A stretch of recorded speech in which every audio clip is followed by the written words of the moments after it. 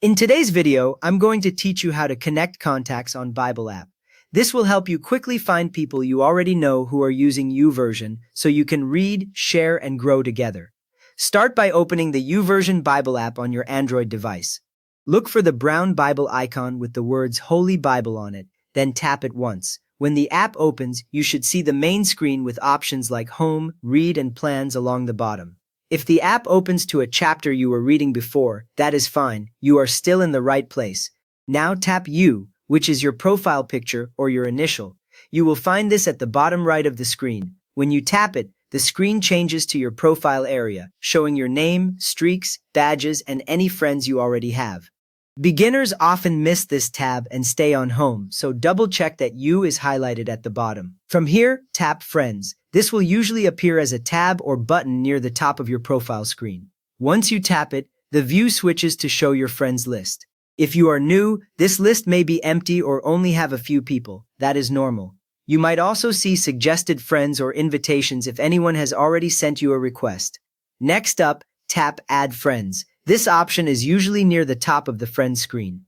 When you tap it, a new screen or menu opens with different ways to find people, such as searching by name or connecting contacts. This is the screen that lets you bring in people you already know in real life.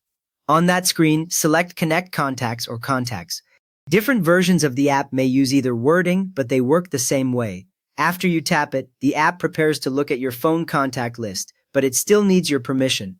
You might see a brief explanation telling you that contacts are only used to help you find friends. At this point, allow the app permission to access your contacts. A system message from Android appears, asking if you want to give the Bible app access to your contacts. Choose the Allow option. Once you do that, the app quickly scans your contacts and then shows a list of people whose phone numbers or emails match an existing YouVersion account. The app does not edit your contacts, it only reads them to find matches. With that ready, choose friends who appear in the list.